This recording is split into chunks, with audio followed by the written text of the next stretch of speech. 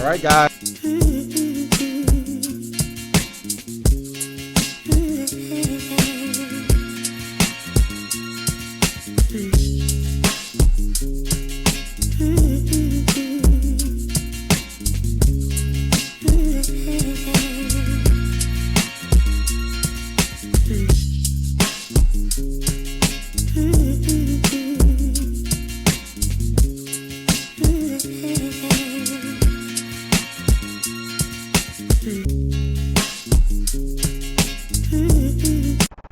Alrighty, we're at Hype. Hey, everybody say hey! Yeah! Kids are so cool here at Hype. Oh wait, say something. What you got to say? Best place ever. We got fields, we got courts, we got everything. What? This is the best field ever.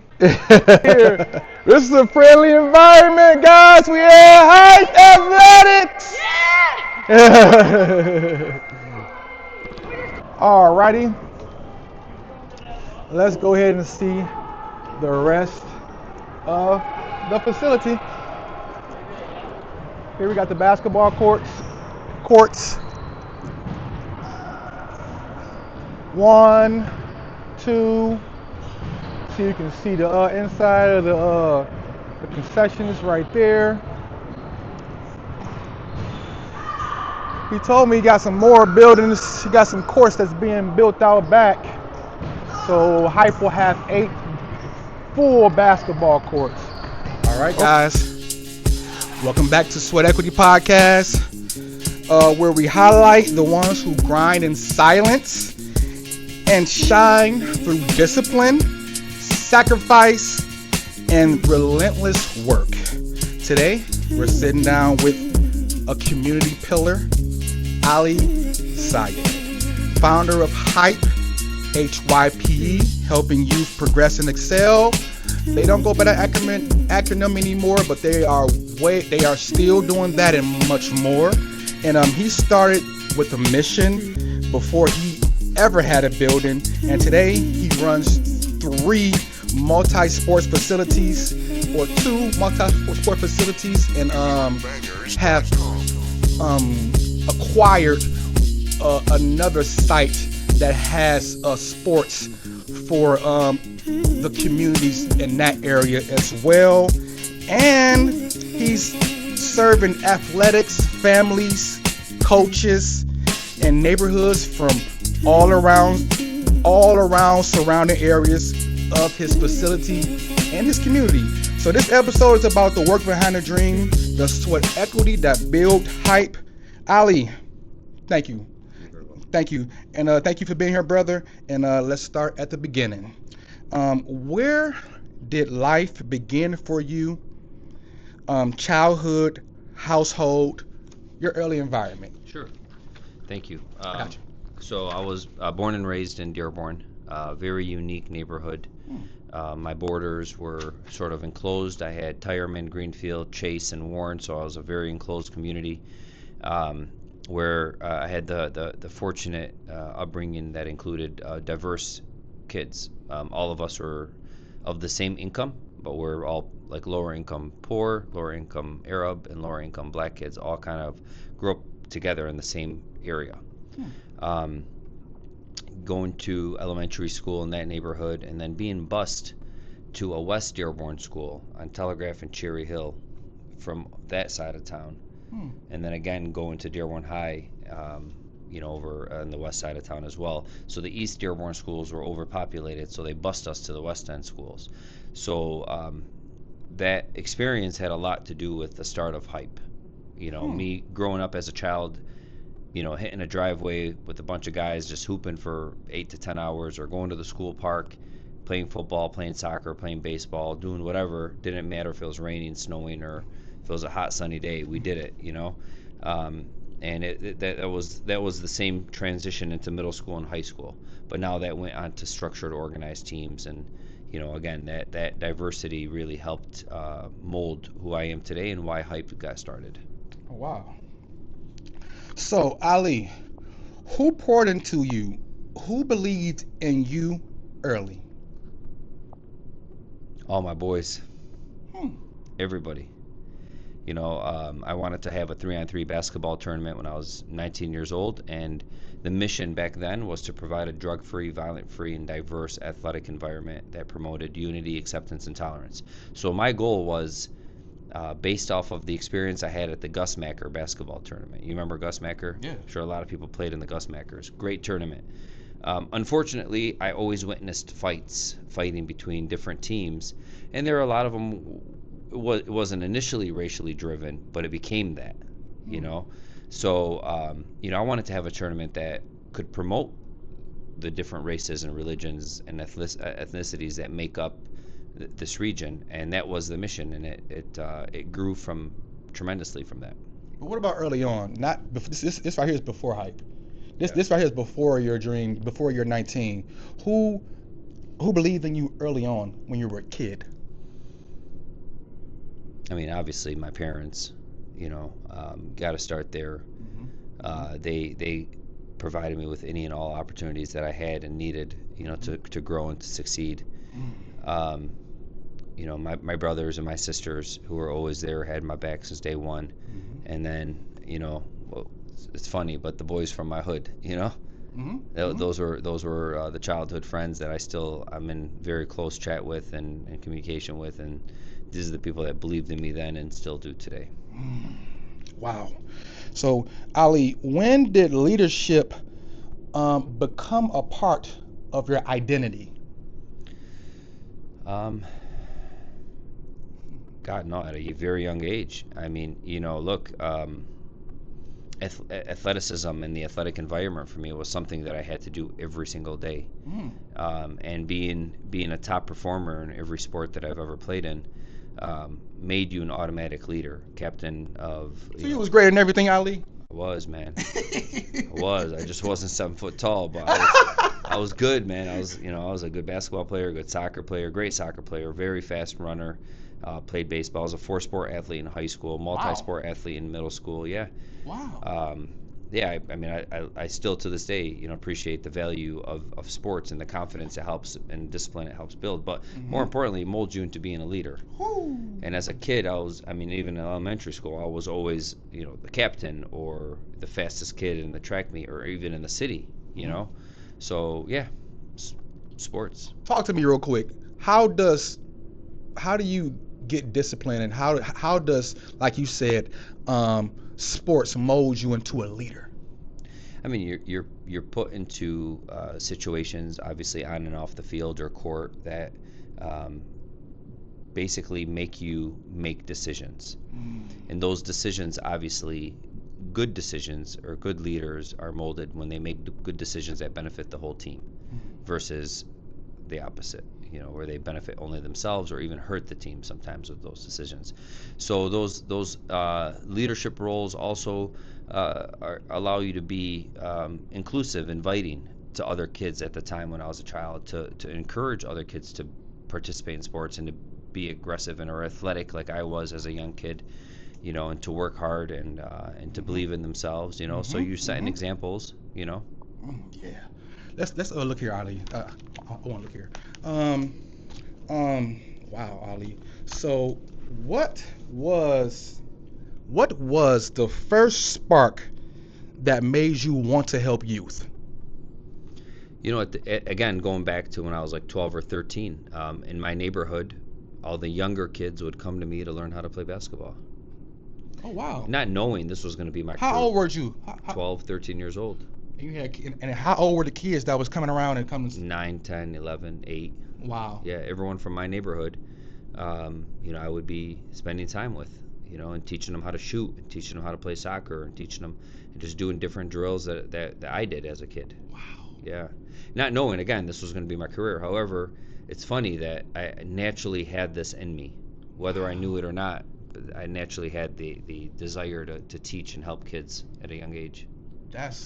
I didn't know that happened that early for you, but how was that? Like, wow, all these kids are coming, like that's a big responsibility. All these guys are coming up to you, and for you to even have the wherewithal to be able to say, I'll take my time out to spend some time with you guys, 'cause like how much that like We didn't have anything to do when we were kids other than, hang out with the boys or play sports. That's all we did, as kids. We were just on the streets having fun. It's not like today. You gotta pry a kid to go outside. You gotta pry the kid to go outside. Yeah, you gotta tell him he'll get TV time or screen time if they go outside. But yeah, I mean, obviously it was a responsibility. Obviously, again, it was just something that I had natural passion for, so I didn't see it as a burden or a task. It's just, hey, I like you. You're my friend's brother or little brother. Come here, let me teach you something. Wow. So, was there a moment you realized like your community like needed something bigger? The region did. So I think by the second year, I was offering programs in Livonia, and by the third year, fourth year, fifth year, by 2009, I was in 21 different schools in 12 different cities. What's the first year? 2001. And that was just. How old were you? How old were you then? 19. Yeah, when I started hype, I was 19 years old. Wow. Yep. So we're on 25 years. Wow. This April. Congratulations, Ali. Thank you. Oh wow. Thank you. So like you say you were so great at basketball. Like what made you not to want to pursue, or and not just basketball. You say you were great at soccer. You say you were good at all the other sports. What made you not want to go? Because at 19, to start hype at 19, most guys are still in college, still trying to pursue that goal. What made you say, let me pivot and go this way? So I did play a little bit of college soccer, and when I was in high school, I had a co-op job at a restaurant inside of a hotel near the airport. It was my high school co-op job for like 6 months, and I was able to persuade the current owner of that restaurant to sell or let me buy his shares out and take over his lease because he wasn't really too happy and it wasn't really doing well. So while I was playing soccer, I had this opportunity to buy a restaurant at the age of 18. So I did. I took that opportunity, and that's where the young, athletically driven, and ambitious Ali became an entrepreneurial Ali, but with the desire to help kids, progress and excel. But wow, like you're working for a company, and sorry, but how do you get the money to be able to say, let me buy you out your shares? Like, not to get into your life, not to be intrusive. How does one get the money at 18 and who has a job to say, you know what, I'm going for it? Like, this is, what gave you that brain or that brain thought to say, you know what, this is the opportunity? Like, because like that opportunity catapulted you to all this. It sure did, and it's a very good question. So I started working at the age of 7 for the Detroit News. 7? 7. I used to solicit and knock on people's doors, asking if they wanted the newspaper delivered to their house. And that's a true story. I believe every word you say, Ali. I know you're the boss that hired me at 7, I still question today. How the hell did you hire me at 7?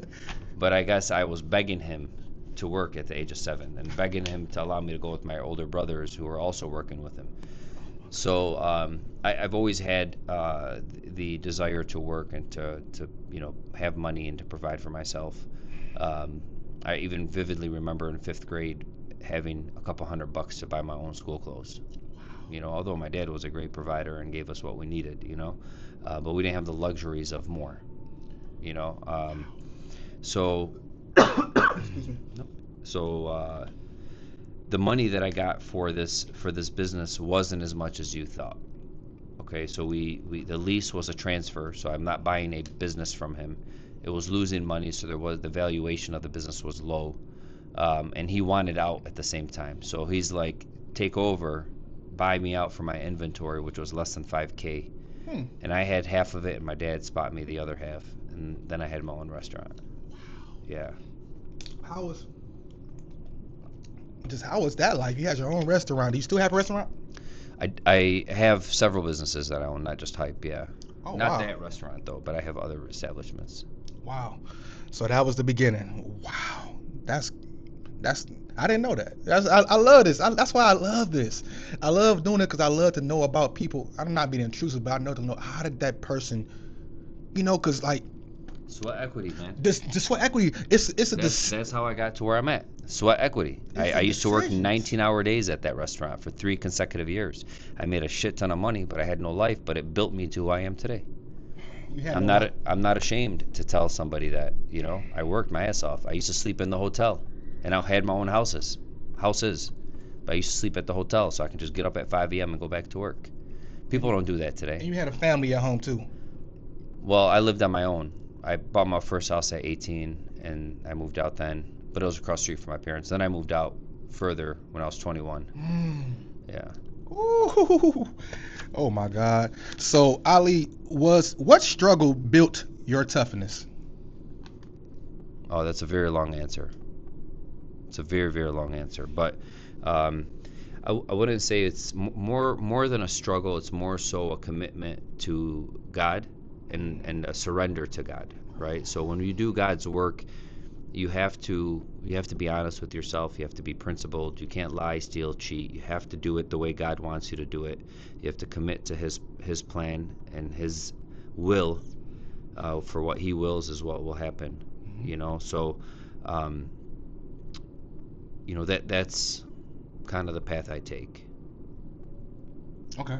I was waiting for the long answer. I was like, I'm here for it, Ali. Yeah. The longer answer is there's been a lot of obstacles and challenges and of people that had desires to break me down and to break the organization and to take what we have, what God gave us. But it was proven. That's why I gave you the answer of God, because it was proven that, you know, because of those disciplines and, you know, principles, you know, God protected it. Oh my God, because I'm sure, you know, it's nothing's never straight linear. You know what I'm saying? There's always gonna be some heights and valleys and some pitfalls and some stops and some forks you gotta go through to be able to get to where you are and to wherever it is you're going next. Yep. You know, okay. So if you could tell your younger self one message, what would it be? Damn.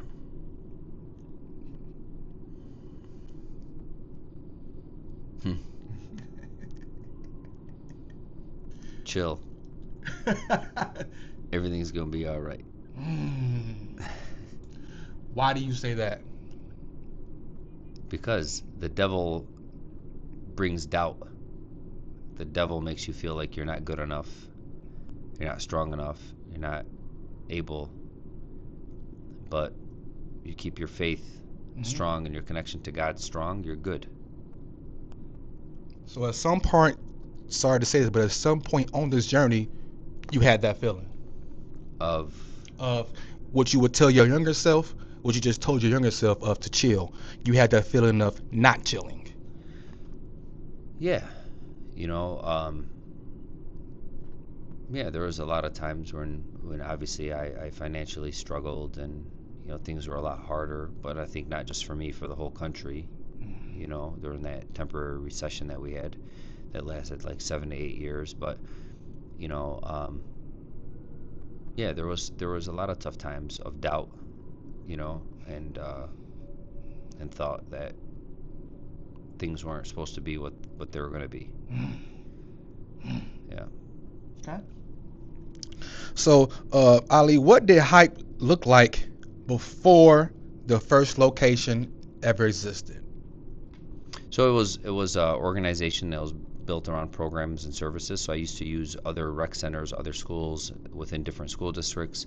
What it looked like was specifically a youth program-based organization that was diverse, and not just the programs we offered, not just the people we served, but the locations. And the locations we selected were specific to target certain populations that were in need of these types of services. Yes. Oh man, because I know you guys are still in the because I know you did a lot of community service in the schools. You guys like how many schools are you guys affiliated with? It's not just schools; it's school districts. Okay. You know, so a dozen, I'd say, give or take. Okay. Yeah. Wow, Yeah. a dozen districts, not a dozen schools. Yeah, like DPS, Detroit Public Schools. Yeah, Dearborn Schools, Crestwood, Wayne Westland, lot of the charter schools, Melvindale, Allen Park, Lincoln Park. Like, yeah, we're Oh, wow. affiliated with a lot of different school districts. Wow. Wow.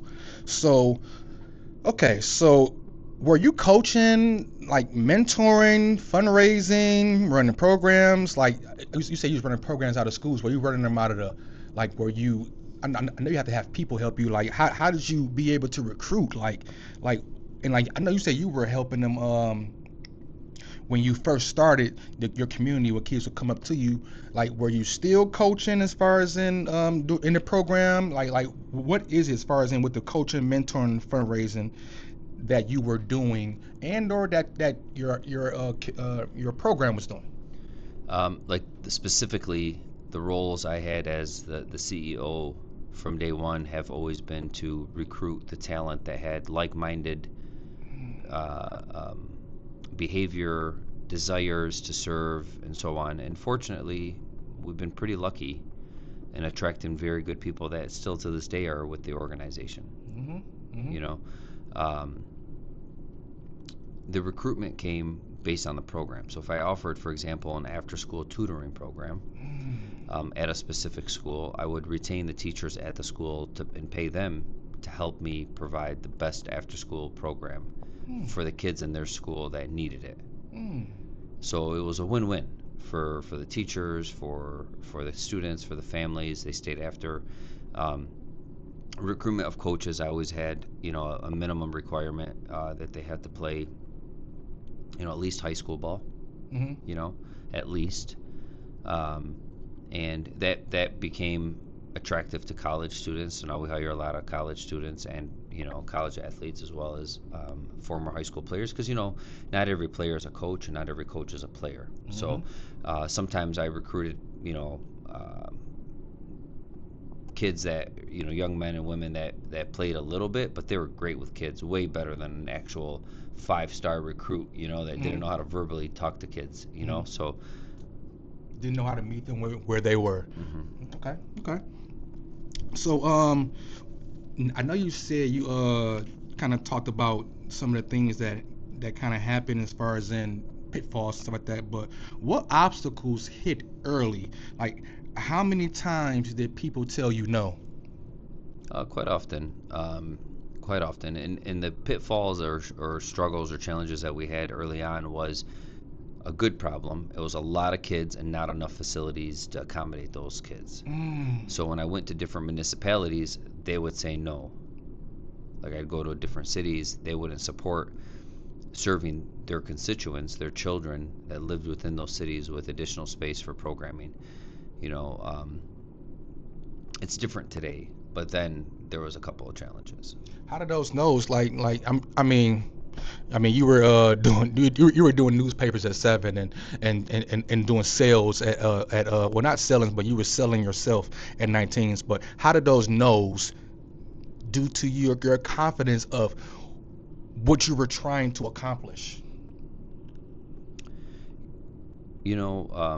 Challenges and blockages in life sometimes, for some people, cause them to quit, and for others, it teaches them to rise and to work above and beyond that. As a child, again, just the luck of the draw. My childhood um, taught me and put me in different scenarios and different situations to learn from. That made me. I don't want to say I'm a leader, but that helped me lead and helped me guide people that were in need of being guided and directed in life. Um, but those are it's circumstantial. It's the way I was raised, the things I was exposed to as a child, the things that um, that were hard. I mean, I recall a city saying no to indoor space because, like, in the winter for a basketball league, because of the really, it was racism. Tell you straight up, it was racism. That there was a population that was being served, and they didn't want that population to be served. Hmm. Simple. So we'll just leave it at that for now. Oh, wow. That's Yeah. crazy. Oh, wow. Yeah, Okay. we faced it. We faced a lot of challenges like that. Whew. Okay. So what was the hardest step into turning the idea of hype and all of those different recs and all those different schools into an actual building?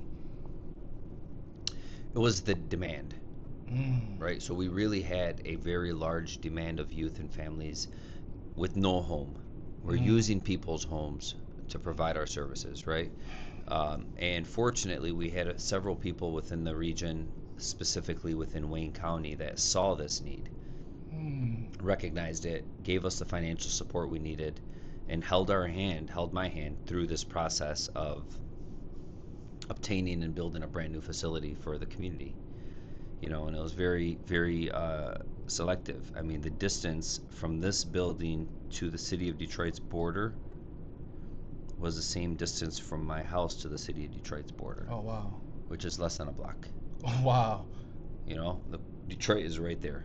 Uh-huh. So it was critical for me to replicate and be able to provide services to people that were in need, regardless of color, creed, ethnicity, income, status, and so on. Mm-hmm. When you walk through the building, a family on welfare could be on the same team with a family who pulled up here in a Rolls Royce, and they won't know the difference, treat each other any different. Mm-hmm. You get what I'm saying? Mm-hmm. So, and I don't want to say that in a negative way. I was low income as a child. I grew up, very poor. Mm-hmm. And I'm thankful for my dad busting his ass working for General Motors, but there was times he got laid off, and those times lasted 3 years sometimes. So I vividly remember these days, and I remember the need for him to install carpet to pay the bills because it wasn't enough. GM wasn't enough. Oh.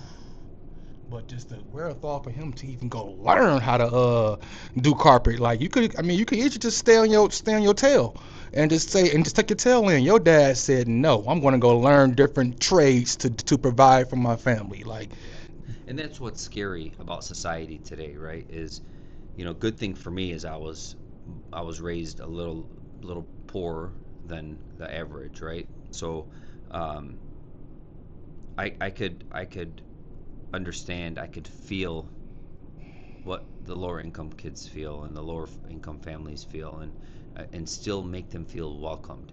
I'm afraid of the next generations that follow, right?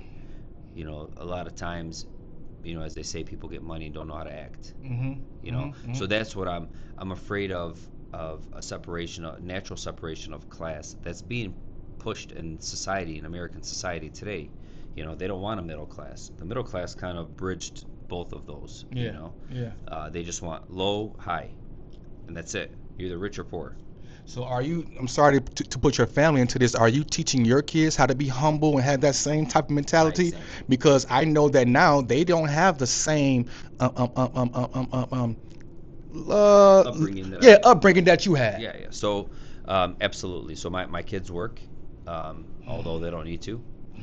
But I definitely encourage them to work. They have their own budgets. They have their own money. And the money that I would typically give them for an allowance each month or whatever is invested for them. So they now will have a retirement investment plan when they turn 22. But yeah, my 12-year-old works here in the summer camp. They don't have to get paid, but they're working, and I'll give them a few dollars and say, "This is your paycheck." Come on now. You know? It's not about the money. Yeah. I mean, it's all about the values that they're learning, the disciplines that they're learning. 100%. Oh my God, Ali! Woo! Congratulations on that too, man. You're changing your family's you're growing your family's legacy. Oh wow, that's great to hear. So, was there a pivotal moment where you said, you know what, it's time. We're doing this. No, it's been every day. It's every day, man. I mean, that's just the reality. I didn't understand it, but manifesting a dream or an ambitious goal,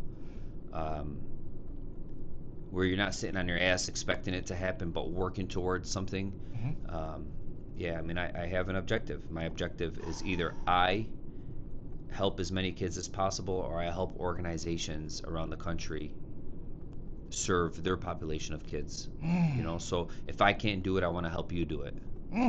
You know, and that's why I'm traveling the country on a regular basis, teaching organizations how to replicate this model.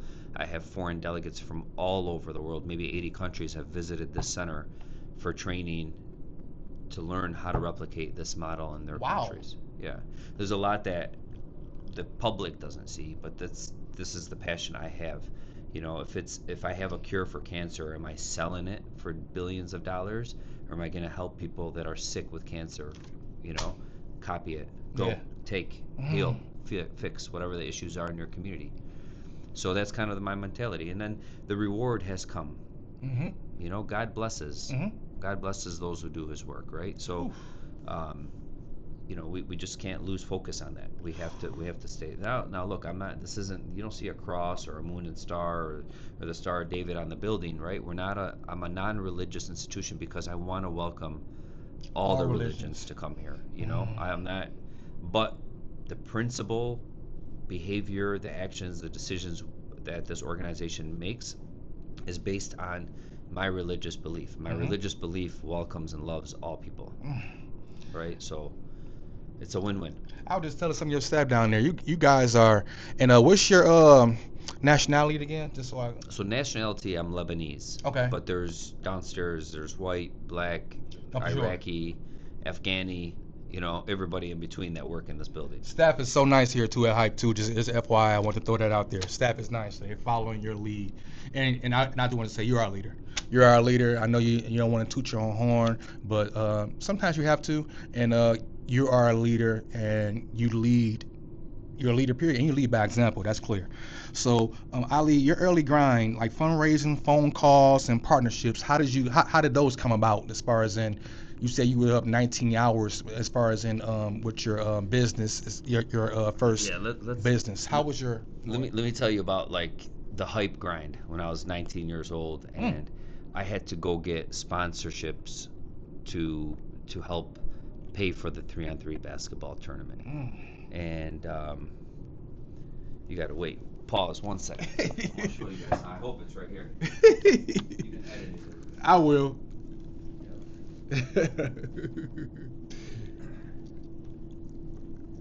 So this is our first 3-on-3 basketball tournament shirt, right? Yeah. This is the T-shirt we made for everybody. This isn't what's cool. What's cool is to answer your question of sweat equity. I'm gonna show you guys this. It's worth the wait, guys. You don't want to. You sure you don't want to? That's a lot, Ali. No, it's fine, man. This broke anyway, so the frame broke. This is the sweat equity that we're referencing. At the age of 19 in 2001. See? Wow. That's the sweat equity. Wow. That's who supported Hype Wow. in 2001. Okay, Wow. so- That's like 20 businesses. Yeah. 1, 2, 3. And today there's 300 businesses that support us. But Wow. the point is with that is I used to wear a suit, and I'd be so nervous as a kid. You're good. Yeah, okay. I'd be so nervous as a kid, 19 years old, you know, walking into, you know, this real estate agent, Mike Ayoub's office, sweating my ass off, you know. That's how. Ask- You see how I am. asking this guy to sponsor me for $250, you know. Like a month, or like was that a month, or just $250 period? Just for this tournament. Oh wow. $200 for the tournament. The rehab facility, Casey's Salad Bar, which isn't open anymore. The barber shop, the tire shop, this Bailey's Pub and Grill. I mean, I was, you know, Access even supported us. I was hustling, man. Oh, I see. Lapita, Ali Rita, the from the car sales. He's And the you number went one. up to all these businesses by yourself. Yeah, Wow. yeah, always. What's going on? What's going through your mind right now as you're looking at this? Just good memories, man. Good memories. You know, honestly, this is what this is the type of work that defined me. I mean, because you know, you gotta be able to, you gotta verbally and put yourself out there. Man, yeah, you got to introduce yourself to people, let them know what you're working on, what you're doing, you know. You're giving me some encouragement because this is what I'm doing. I want sponsors. I want sponsors to be able to help me tell more stories. Yeah, every episode should be sponsored. That's what I'm saying. I want to be saying this is sponsored by such and such, and I got some of a lot of the like a lot of the athletes that come here, a lot of the top athletes, Jordan McDaniel, Braylon Davis, and a lot of the coaches. I want them to be brought to you by this and powered by this and this that. Yeah, But yeah. I want to ask you about. I want to be able to ask you about how can I go about it. But it seemed like you just got to put in the sweat equity and then. Well, I mean, you know, once you have your YouTube videos, Because I already have a whole lot. I got about 20 plus episodes. yeah. So now compile them into a highlight film, and say these are the types of people we support. In between, you know, every segment, you create 2 or 3 segments for 15 to 20-second ads. You put those ads on there. You prove to the vendor or the company that, hey, look, this video got, you know, 1,500 or 5,000 views or 20,000 views. You know. But what if it's not getting that many views? That's the part. Well, I mean, you can't just put it on YouTube. You got to put it everywhere. You got to put the sequences, the small videos, part 1, part 2 on Instagram, on TikTok, on Facebook. You got to create. That's what I do. I put them on Facebook, Instagram, and I don't have a big TikTok following, but Instagram, Facebook, and YouTube is what I do. TikTok is something you just got to keep pushing and push and push and push, and anyone that sees it, you share it to your groups on text messages. You share it with groups on WhatsApp and different large groups of people. Say, hey, watch this episode, like it, follow it. The true ones will do it. You know, if they really want to see you successful, they understand that that's what it's all about, the likes and viewership. Yeah, you then go to the businesses and say, hey, look, man, I got 1 million followers on my TikTok. I got 1 million followers on Instagram. You know. But what if you got like? But then they pay you. Like I'm saying, what if you got 1,200 followers? That's okay. You got to start somewhere. Everyone had 1,200 followers at one No, for point. sure. Okay, so you just gotta keep hustling. You know, you gotta keep hustling. Make little business cards are the cheapest way of marketing. Hey, scan this QR code, please follow this page. You know, and tell the people you interview. Send them the link. Tell them, please share it. Put it on your Facebook. Put it on this. People are gonna see the views. That's my goal, to be able to do pillars like yourself, like people who have done great things. So I'm gonna share this podcast. Okay. Right. So when I share it, people are gonna see the source. That's you. Yeah. People are gonna see that. You know, oh, this is cool. He does other things too. Let me follow him, because I'm going to say that. You know, please follow and like this page. You know. Okay. I appreciate that too. Of course. So, Ali, sacrifices, the money, the time, comfortabilities. You say you were working 19 hours. I mean, you weren't working 19 hours every day, but you had a long run of working 19 hours. Talk to me about the sacrifices with the money, as far as in not having much in time and not, you know, putting all your time into what you're doing. You know, fortunately, Dion, with my hard work and you know, dedication to working, and I don't want to say chasing money, but making money, right? Like, I wasn't chasing it, but I was making it. I understood that I had to work hard if I wanted things. And my lifestyle reflected my work, you know. So, but to a certain extent, I mean, and what I mean by this, and this is just my personal preference, I'm not encouraging other people to live like this, but there's other people that share this with me, right? Even if I can afford to drive a Range Rover or a Benz, which in my opinion I can, I won't want to. I don't want to. I don't want to serve people in need in that type of, with that image. You know, I want to be on the ground level with all these people, with everybody. It doesn't have to be in need of money or food or clothes. It could be in just a need of attention and, you know, training on the basketball court, or, you know what I'm saying? Like, it could be anything. I don't want to be perceived or looked upon as like, this guy is making a lot of money. Look, I own like 7 different businesses. People know you make money, so but perceive you as that already, right? They perceive that I'm a billionaire for some reason. Okay, everybody thinks I'm a billionaire, but no, I'm not. I'm not. I'm a hardworking individual. I pay myself very fair. I take care of a lot of employees and a lot of families, and as long as, you know, I'm stable and I'm paying the bills, my other businesses that I have help with the extras, the vacations, if I wanted to buy myself something nice.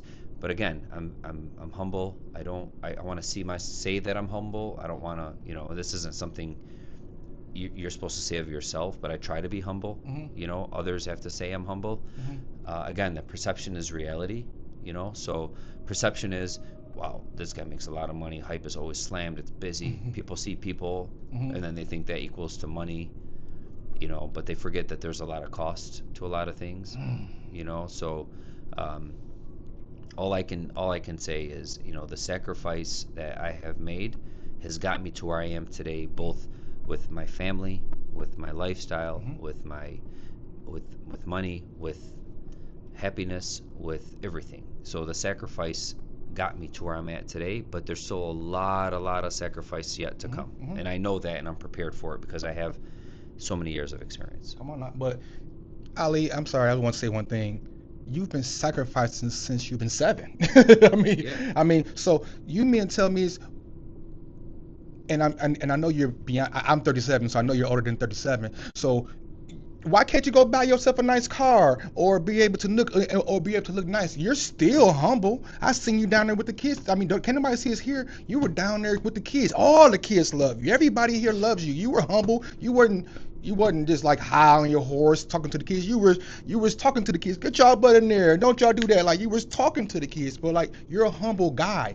Why can't you go splurge? Like, you make sacrifices to better yourself, but at the same time, sometimes you make sacrifices to get some of the things that you didn't have when you were sacrificing it. I mean, you had to envision some of the great things. So why don't you want to even splurge on yourself a little bit, just to remain in the good light of perception?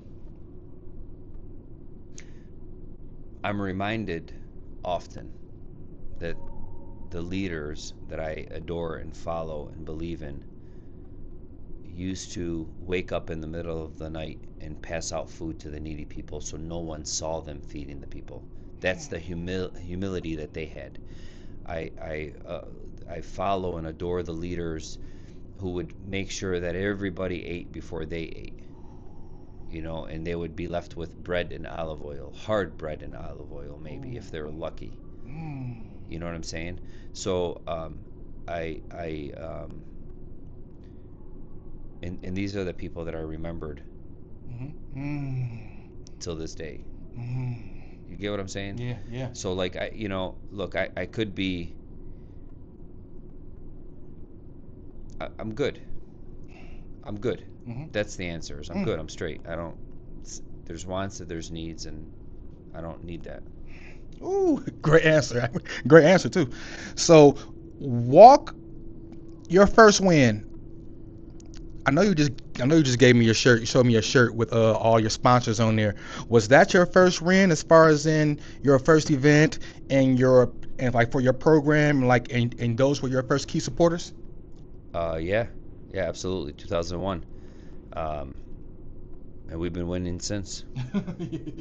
Definitely. Wow. So walk us through building the first facility. What did it take financially and emotionally? Yeah, so financially was an exceptional amount of money that we were fortunate to receive a large percentage of from the federal government, from the county, and then whatever we were short, and the community came through and backed us up. So we were able to receive an exceptional amount of support from all bodies of like I said, government and community. Emotionally, building this place was full of excitement. Literally spending 16 hours a day watching every contractor pour every inch of concrete, lay every pipe down, or whatever. It was great. It was wonderful. And emotionally, when I was done, I literally sat in the chair right behind you and cried. That's what I did. The day we opened, the day I was done with everything, I just sat down and thanked God. Tears of joy. Absolutely. I'm happy for you. Just sitting here gave me chills. Wow. So, what challenges came with running sports plus a community center? There's a lot of challenges that come day in and day out. Obviously it's hard to make everybody happy. You know, um, but challenges of staffing, challenges of learning how to organize. I never had a facility before, so I never had no prior experience in running a center and running the programs. I knew. Now bringing the programs into the center, that was easy, but running the facility, running the staff, being a leader, doing all the things that were required of me to be a leader, were definitely things that I never had any prior experience. So learning the steps, learning the processes and procedures, and all of those good things were really a good lesson for me in the very beginning of this thing. Happy about that. So when did you know you needed a second location? So I was helping the city of Wayne. They were talking about closing down their building. I wasn't interested in that building in the very beginning. I was more interested in helping them keep it open. So I went in there on a volunteer basis for a good maybe 16 months and would teach them how to replicate programs, add more programs, structure their staff properly, hours of operation, things of running a facility. And I've only had this place for 2 years at that time. Oh, wow. So I was more of a program specialist than I was a facility management specialist. Yeah, let me just reject it real quick. Hold on, because it's gonna keep ringing. You're all right. Sorry about that. You didn't do nothing wrong. Is it still good? It still be good. If not, I'll make sure it's good. It's all good. It's all good. Okay. Got the world in it. And we're almost done too. We got 10 more.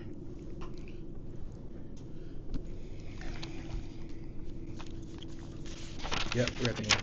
Coming to the end. No worries. Yeah. So what was that last one? Sorry. You can edit this, right? Yeah.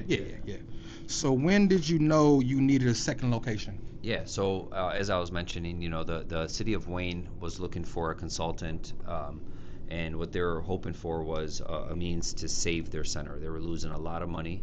The city was obviously didn't have the budget to fund that facility, so they were threatening to close it down. And we saw what happened in Detroit when they closed down their rec centers. Yeah.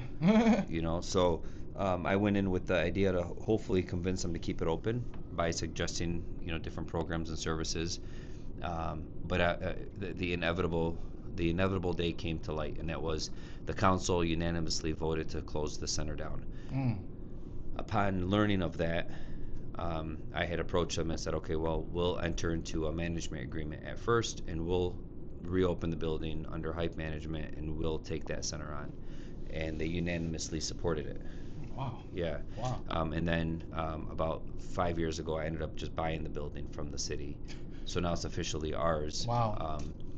And Congratulations. Thank you. And obviously what we had intended to do from the beginning was, again, just keep the services and programs for the kids available, and try to provide the residents of Wayne, Westland, Inkster, what the kids in this Dearborn Heights location that from Dearborn Heights, Detroit benefited from. For sure, definitely. Wow. So, and I just found out that you had the Belle Isle location, and you just told me that it's like seasonal. So talk to us about how did that come about, as far as and what do you do out at the Belle Isle location? So we have 50 acres that we lease from the DNR of the state of Michigan, and at Belle Isle we have basketball courts, handball courts, tennis courts, sand volleyball, baseball, soccer, football, cricket. We added all these services there. I put an outdoor gym there. We also have a facility there that's projected to open this April. Wow. The facility is smaller though. It's like 10,000 square feet. It will have a fitness center, seasonal fitness center. It'll have a seasonal restaurant and cafe, and then it'll also have our offices. So which is good for us. We've needed offices there so we can essentially run our own programs, and services there. So currently we have, from pickleball, sand volleyball leagues, handball leagues, cricket teams that compete there. soccer, and so on. So we're doing pretty good. It's doing pretty good there.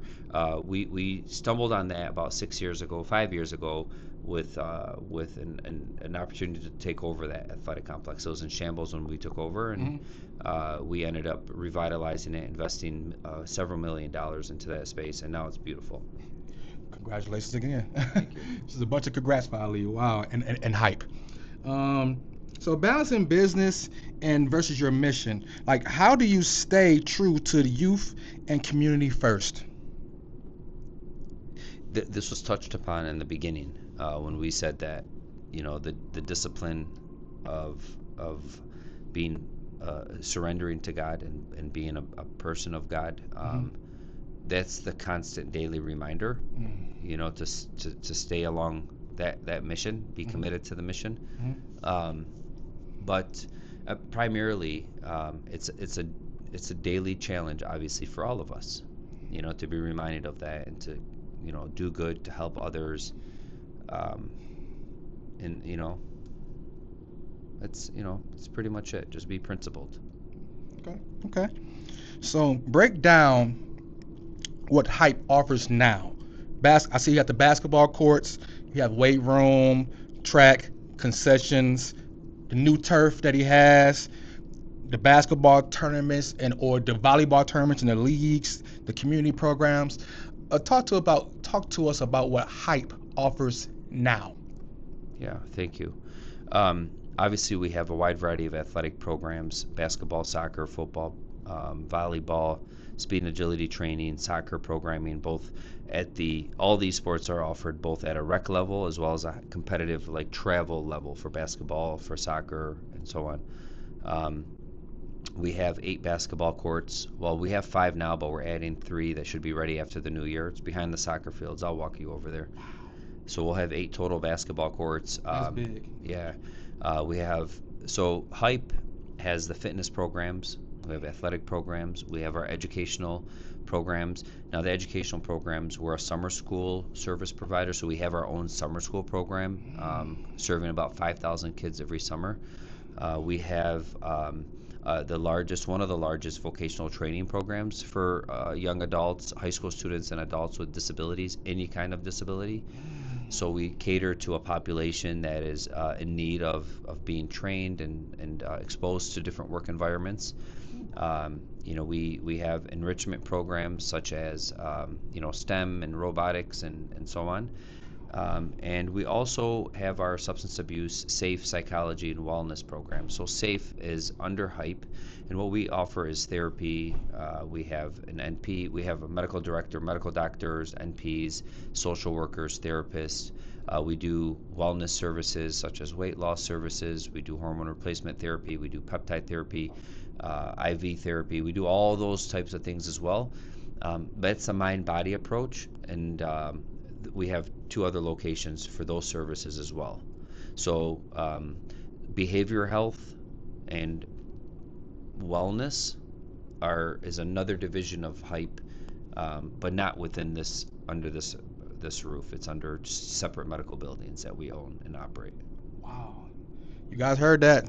Wow. Hype, I don't want to say does it all, but you do a lot, Ali. Yeah, I mean, it's a partner or parish society. You know what I'm saying, Dion? Like, you have to work with individuals or organizations that can help you accomplish the greater goal, which is to do the greatest good. Wow.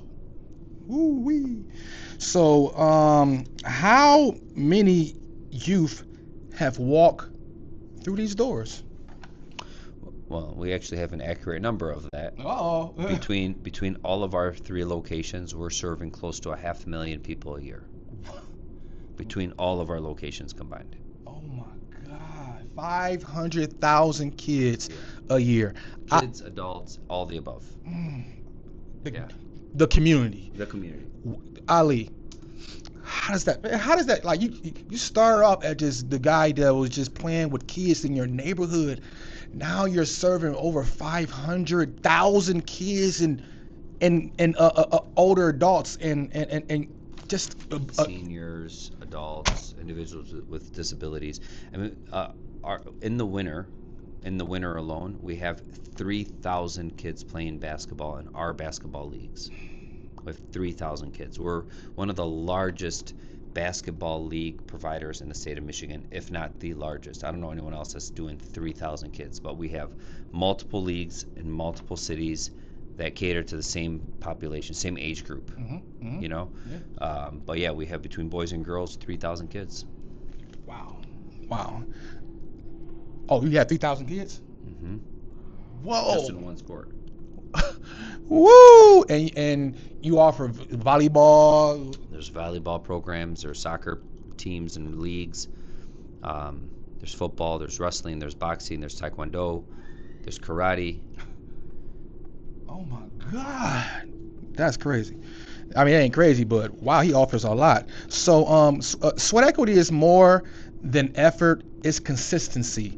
So, what did consistency look like for you over the last 10 to 15 years? You know, being consistent and waking up every day and having the routine tasks completed, having the same drive and effort applied, having the same goals and missions targeted. It's all about consistency. Look, it's just a reality. I teach kids, if you want to shoot, you got to shoot often, a lot of shots, and every shot has to be consistent. You want to be successful in life, you got to work hard, you got to practice hard, you got to prepare hard, and you got to be consistent at that every single day. That is the sweat equity definition. I mean, it's all about being consistent. Oh my God. So what would you tell a kid or young man who's not consistent, who has maybe been dealt some bad cards, and they feeling bad about themselves, and they may lose? Because I always look at, when you lose, you, for one, you lost, but it's always, but you learn it. You learn. But it's, to me, it's the mindset behind the person who loses, of how they look at that loss. Agreed. I mean, you nailed it. In life we have to be agile. Like in sports, you got to be able to change course, change direction. If something ain't working or something ain't right, you got to shift and redirect. The other part of this whole scenario, really goes back to having the love and passion for what you do. A lot of people are doing some things that they really don't love, but then they're wondering why they're not happy, or they're wondering why they're not climbing on that success ladder, they're wondering why they're not successful.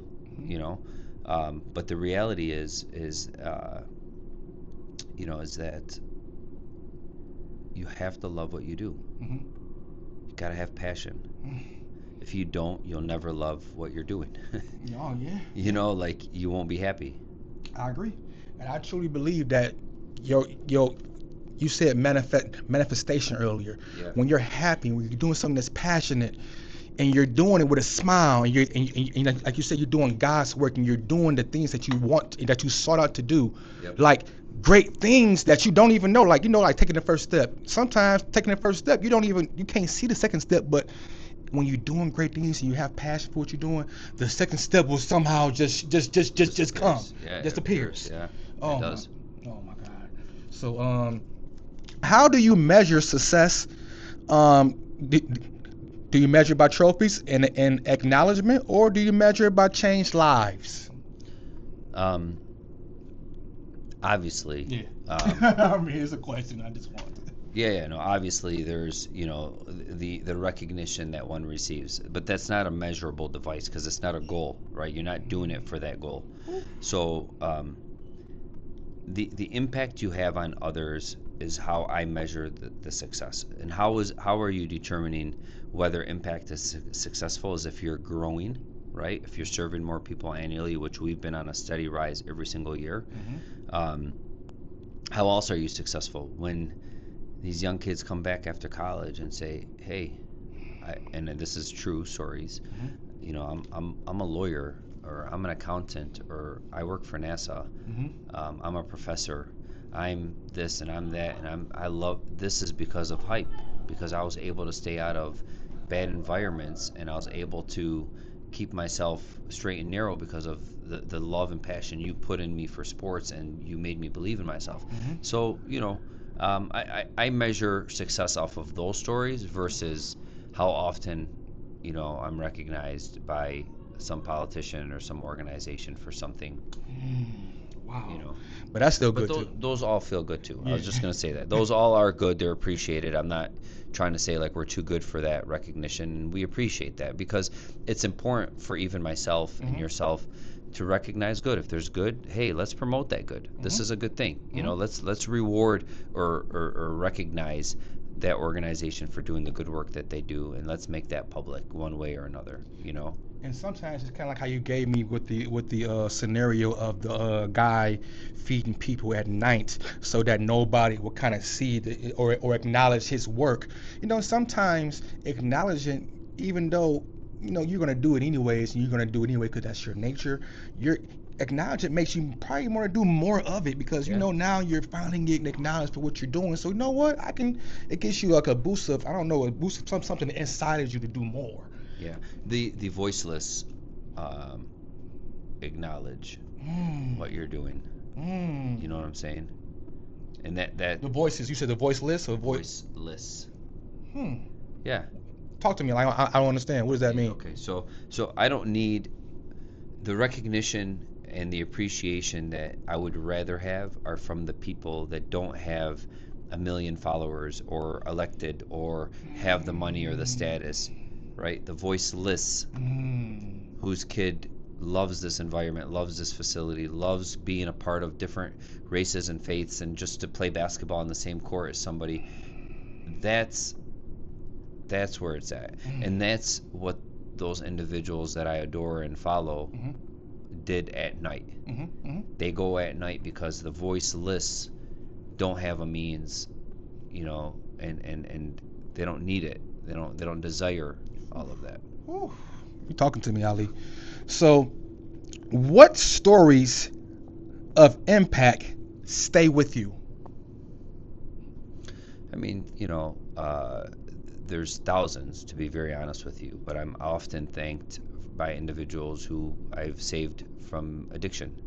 I'm often thanked on stories, as I shared previously, about kids that used to play sports with us that I personally coached or mentored that are now successful family-oriented individuals. The impact for myself and for Hype and for all of our staff here has been so great that the numbers of these stories, just think there's people that come here that have no social life, like they're kids, right? They're 10, 12 years old, no friends, no social environment, no positive social environment, stuck at home. Parents don't know how to parent through this problem, right? So they bring them to Hype thinking, hey, maybe we can do something here. Well, absolutely you can. And this is the type of kid that this environment needs, because it'll completely reshape them, and mold them into being a confident, well-spoken individual, especially when he gets on the court and he does something positive with himself and understands that, I got to work hard, I got to put in time, I got to put in effort, and I'm going to be successful. Come on now. So, what drives you to keep serving your community? Spiritually, the desire to go to heaven. Spiritually, but more so, it's the example I am setting for my children, and then hopefully their children. They see and they learn. I mean, the impact that Henry Ford had on a car, his great grandchildren are still benefiting, but the world is appreciating. So I still want, I want that to sort of happen. I don't know exactly how I'm going to make that happen. I don't have, the template. But I could tell you that, I'm hopeful that, the examples are set for people to follow. You're making the examples right now. You're in it. You're in the example. I am. You are. I'm just letting you know from afar. You're in the example, Ali. So, with so much going on, what keeps your passion alive? Because you can easily just I'm successful. I've been doing this for a while. Let me sell this and let me go ahead and go sell out on my boat or go ahead and go over it. You can go live on a boat for the rest of your life if you want to. What keeps your passion alive? Um, you know, so there's a little bit of not a little. I have a desire, to take hype to a national, international level. I do have that desire, right? Because I know that the model works. The passion stays alive because it's a dream that I've made come true, not alone, but a lot of people that helped me and pushed me along the way and supported me along the way. I recognize that all of our success of hype is a success that the entire community and every mom and dad and child that participated or watched their son or daughter grow up here, they all celebrate the success of hype. This is all of our success. It's not just me. The trust that they put into hype is something that that we regard as success, part of the success. So the passion day in and day out is like what you saw on the turf just now with these kids. They get dropped off here. They can play soccer. They can play basketball. Now that field isn't always available, but when it is, I want those kids out there, and I want them in this building, and I want them having fun, and I want them to play, and I want them just to go, do their thing. So, yeah, that's where the passion is, man. Seeing those smiles and seeing those, seeing what we've been able to accomplish over the years, man, and what it could become. Deanna, I really need several hours to tell you everything that I am doing. It's hard. It's hard, and it's not something that can naturally come out of me like an oil well. You have to pump it out with questions and things like that, and because there's a lot. I mean, I got a project in Tennessee. I got a project in Arizona. I got a project in Florida. A There's hype project? Yes. Yeah. Like Yeah. hype is about to be somewhere in Tennessee or in Florida. Ran by another organization that's from that city. We are helping mold entities. We have one in St. Lucia. We're trying to grow even further than that. So congratulations, man. Thank you. But again, they're ran by their own nonprofit, their own governance, their own programming, and they're doing their own thing. Wow. Congratulations, Ali. So, Ali, how important is it to you to reach the youth before the streets do?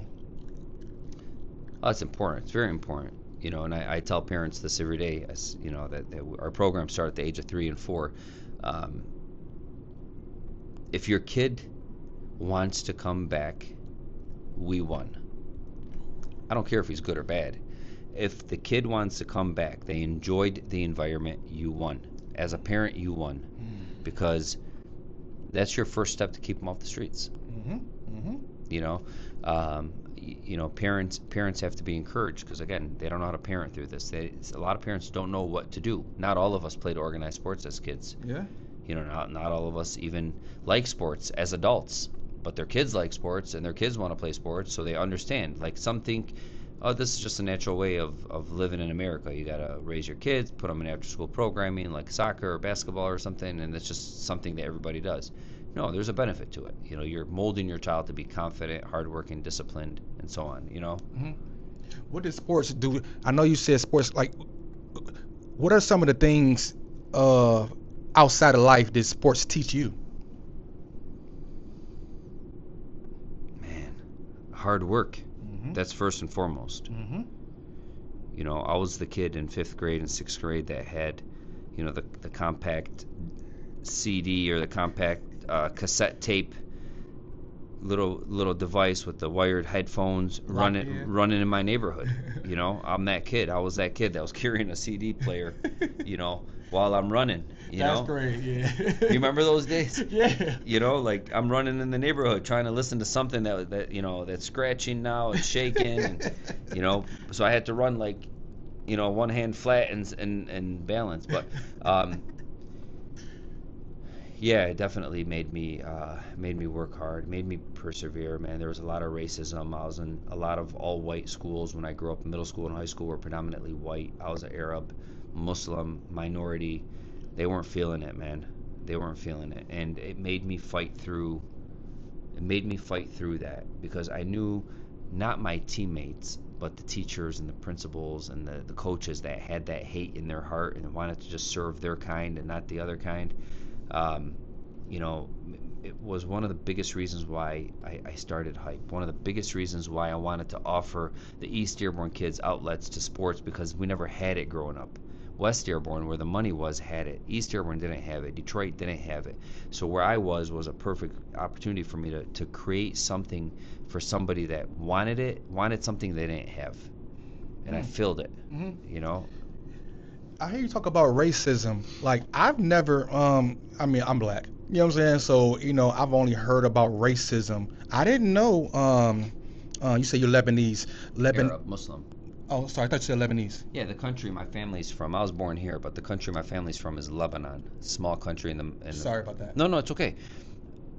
But the category is Arab and Muslim, and we're the most hated today. Wow. Not by the majority, by the minority, but those that control the media and the propaganda machines on social media. They make the Arab and the Muslim look like we're evil people. Sorry, but a lot of the bombings, a lot of The only people stuff. the only people bombing are Oh, everyone but Arabs and Muslims. You don't want to go down that. They're not bombing. They're not the terrorists. The terrorists is the other people. Yeah. People that we're funding and we're supporting. Yeah, of course. Us. You, not S. But yeah, and but like I wouldn't know that that Arabs and your people would go through that type of thing at a young age. I've never. Of course, I don't live your life, and you don't live my life. But I wouldn't have known that you had to go through a thing like that, as far as had to be dealt racism with other. I wouldn't have known. I just Oh wouldn't have known. yeah. No, it was. It's a reality, and still till this day, man. I mean, look, you can travel internationally as a black man easier than I can travel as an Arab Muslim. When I travel, if I travel out of the country and I come back, I am always 99.9% of the time stopped. My phone is taken, my wallet's taken, my passport's taken, and I'm interrogated as if I did something wrong. But I've never committed a crime. I'm here, I'm born and raised in this country, this is my land. I do more good than the damn officer that's interrogated me has ever done in his life. So I'm not laughing. I'm laughing. No, I know. Like, This was the conversation I had with the last customs officer or whatever they call themselves. Wow. Was that, look, man, you think you're doing good, you're nothing. I mean, you don't even know who you have in your office right now. You guys just stopped me because of my name, because you guys are straight racist. Period. Yeah. I don't see anybody other than Arabs and Muslims in those rooms, and it's really messed up that, this country has this propaganda or this machine that just thinks that Arabs are out to get them or Muslims are out to get them. If they really understood our faith and our religion, it's the love and the compassion and the respect and the dignity we have for ourselves and for others is it's all good. It's always all good. Nice. Every time I see it, I was just telling your one of your employees down there. I said, man, every time everybody greet me highs and yes and smiles. It's like every time I see you or anybody of Arab descent, they always are great people. So I believe we have your bad apples, Dion. You have bad apples in all communities. Yeah, and those bad apples make each community look bad. When people have stereotypes about Arabs, about blacks, about whites or Mexicans, or there's 98% of all of our communities are good. If not 99. The population that commits crimes, the populations that hurt each other physically, emotionally, whatnot, they're so small, man, but they just ruin it for the rest. They and today with social media and all this other crap catching all this stuff, it's not good for anybody. Well, I can feel for you, and I don't like that because the U.S. I'm just sorry to get off on this, but the U.S. they want to So I don't have to be the bad person. Let's make somebody else the bad person. Let me put the bad person on somebody else. I don't want to seem like I'm bad and we're over here doing all this bad stuff, but we're over here in all these other countries and all this other stuff. No. Let's make them bad. So I'm sorry. So you guys are the scapegoat, but every time I see you guys, like I said, cool people, nice people, positive people. Like, I don't see no bad. So Yeah. Well, thank you for that. Thank you for that. And I'm happy that you're sharing those experiences with me. It makes me feel good. And I have had similar experiences with every other community as well, including your community, who I have a lot of love and admiration for, So we're of the same oppressed history and lifestyle. We've been oppressed. We've been subjected to a lot of racism and unfair biased treatment because of our color, because of our faith, because of our ethnicities, and it's just not right. How do you teach your kids how to live in this type of world? Well, the world is evolving and changing so rapidly, and when I say that, it's trend setting today. It's a trend setting world, and each trend is lasting 3 to 5 years. So we have to adapt. We have to reteach and teach of the lifestyles, of behaviors, of things that come out of their mouth, the TikTok videos they want to do, all this other stuff, and bring them back to a foundation that's based around faith, family, that's honesty, hard work, education, sports, like the foundation, the same things that our dads and moms would say to us. Even though, certain people have hate, the hate is not going to stop. The hate's not going to stop. You're going to have certain people that are always going to have push their ideologies on certain ethnicities because they have their, it's bigger agendas that we're not a part of here. And those agendas are going to always be there. Whether as I get old and as you get old, as everybody get old, those agendas are going to be pushed by those who are already pushing those agendas. We got to teach our sons and our daughters and our kids how to live in this type of world, although we are evolving. Yeah, I mean, look, it again goes back to the foundation: honesty and integrity, and discipline, hard work. You got to teach your kids the basic foundation of that, and it all stems around faith. Got to keep faith in the household. I encourage all of our families to do that, regardless of what faith they participate in. Just participate in faith, because if you're a good Christian, you're a good human. If you're a good Muslim, you're a good human. If you're a good Jew, you're a good human. If you're a good Buddha, you're a good human. Hindu, you know what I'm saying?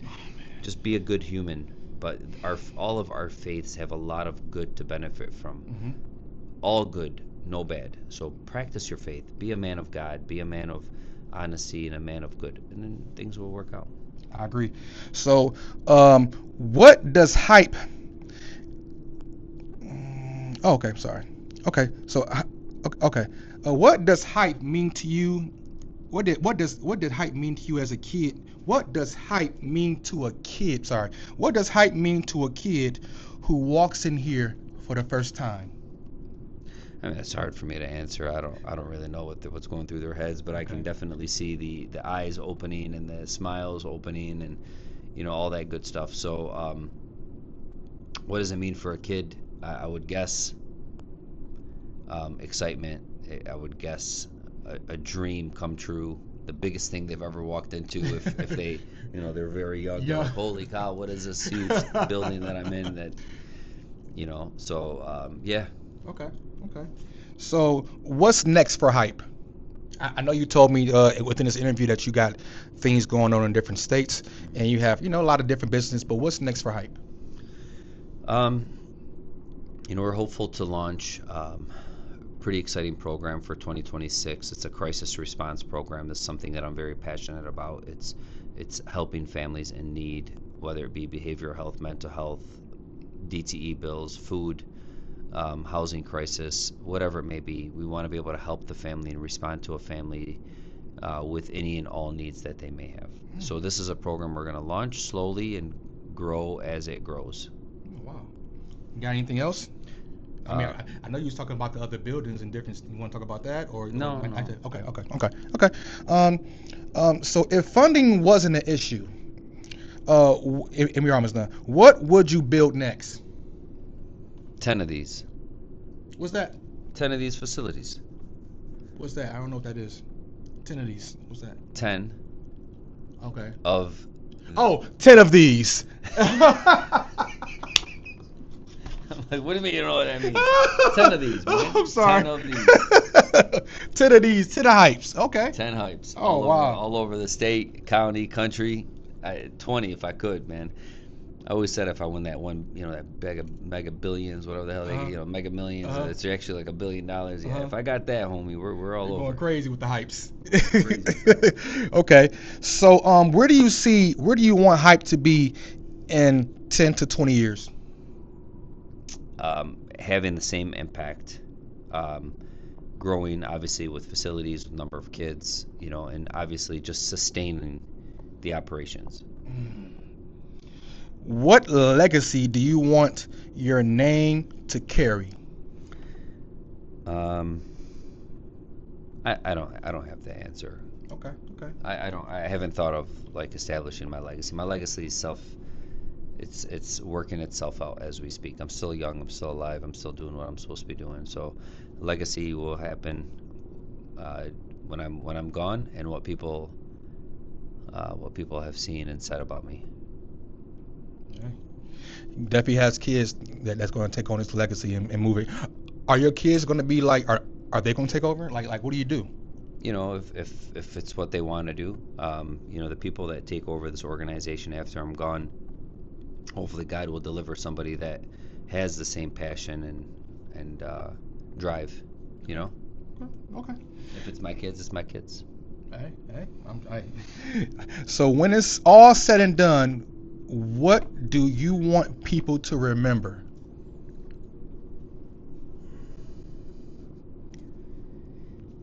Obviously remember my name and what I've been able to accomplish for the community. Mm-hmm.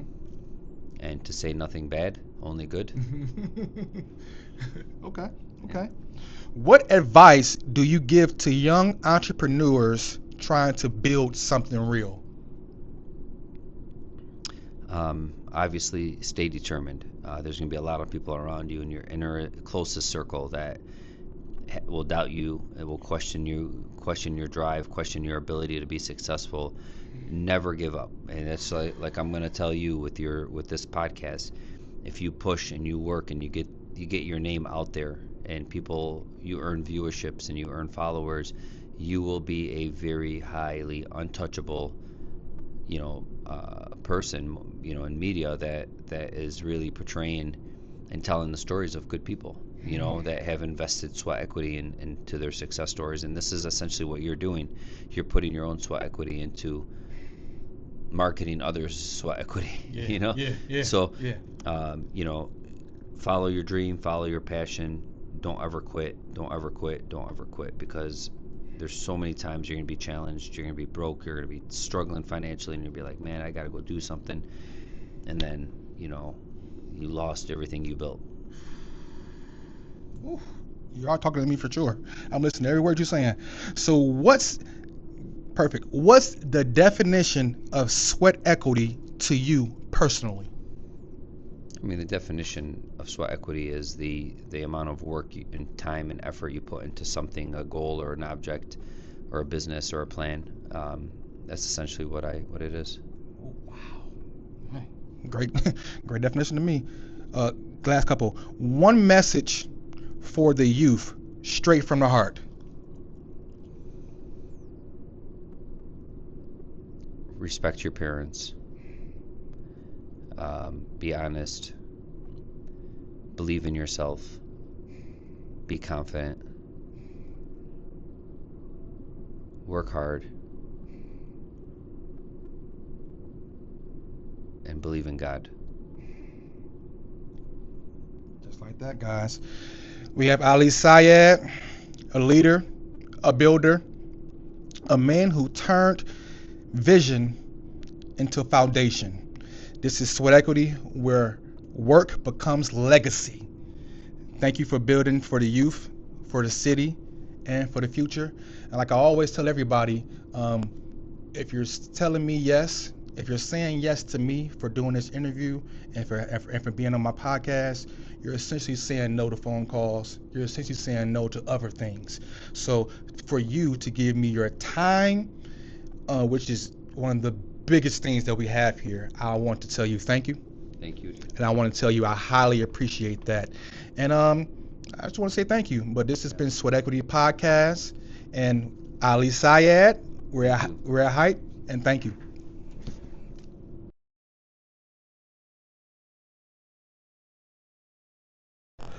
Hello, hello, hello. All right, walk with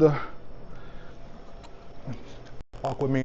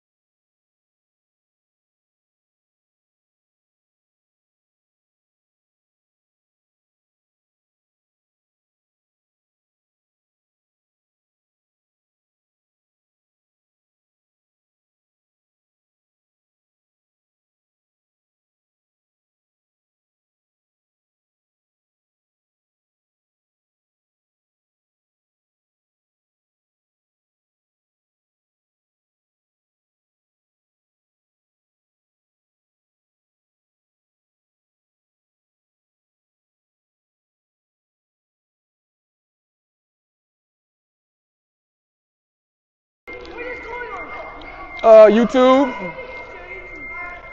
Sweat Equity. All right. Who's guarding me? Sweat Equity. Yep. I played against them in their basketball. That's me. You play against me. Hey, I got them with notes. Who's guarding me?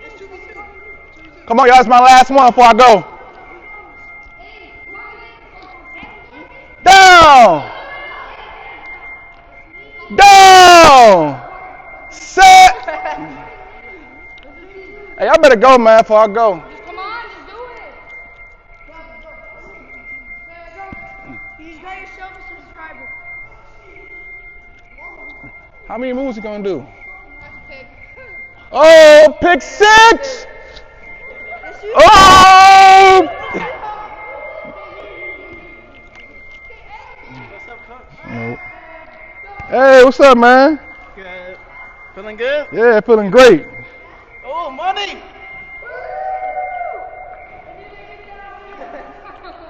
Hey guys, can I try? Oh, Sweat Equity Podcast, my fault. I got you. Let me go. That one. Alright. How do you spell that? Sweat Equity Podcast. That one? Yep, that one. That's me. Oh, okay. All right, guys, I'll be back here, okay? I'll see everybody. Peace out. I'll be back. Sweat Equity. Sweat Equity? Yep. And this is Hype. And we're about to go to the field. These guys, are you guys coming from the field? Yeah. Y'all got some work in? Yeah. Okay. And we're coming to the new field. How you doing? And wow, they just keep adding lots of things here at Hype. This is the field. Wow, I see a lot of 7-on-7 coming. Hey, I'm the best player here. Can I get mic'd up? You said what? I'm the best player here. Can I get mic'd up? I'll be back here. I'm the best player. Oh, you hear him? I'm the best. I'm the fastest player here. You the fastest one here? What's your name? Demetrius? Yeah, I do track. Okay, I'll be back for you, Demetrius. I got another mic, but I'm finna interview Ali, the owner. That's what I'm here for. What is it? I'm finna interview the owner. Wait, line up one-on-one. Show me something one-on-one. Come on, hey, somebody. Who going one-on-one? Show me something. Actually, get over here. Who QB? Uh-oh, I see smoke.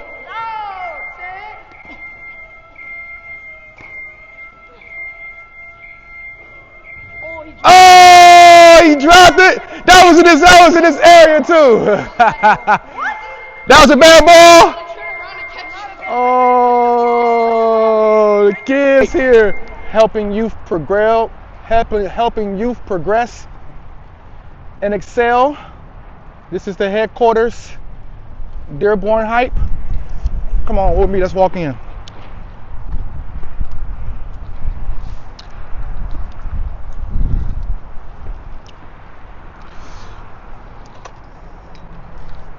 All right, walk in with me. Okay, when you come in, you have super friendly staff. Say hi, staff. Super friendly staff. And when you walk this way, this is a private area, correct? Yeah. This is a private area where you have the co-ed gym for members. You have a banquet room for time. There's a bathroom. That goes to the gym. Let's go through the other side. Hello. Okay. Alrighty. Here's the friendly staff again. Okay. This is the what you see in the beginning. He got some revamping going on, and the Hype Pro Shop here. Also, we have a cafe in here. Here's a cafe. Here's a cafe, and everybody's here. You have the great staff here. He's been standing the whole time. He's been taking care of all the community around here that comes here to serve. Of course, that's what we do here at Hype. Yep. So, yep. And they have so many refreshments. You can go on and on and on about what they have. And they have everything. Alrighty. Excuse me, guys. How you doing? Friendly people here. And friendly people here. Let's walk this way first. Walk with me this way. Oh, I didn't even see that up top. Kobe Bryant, Magic Johnson, LeBron James. Yep, this is it. Hey, everybody. Oh, shit. Hello, everybody else. All the kids serving. Other courts.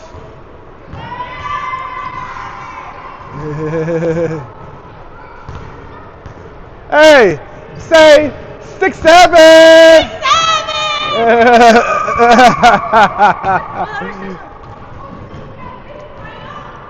He sucks at basketball. Huh? You're on the phone with you. You're on the phone with me. Yeah. Oh, out there? Yeah. Oh, yeah. 6'7". But yep, this is the court here. And as you see, another court here. La la la. Block.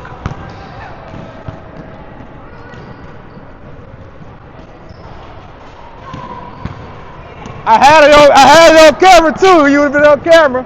We go another court over here.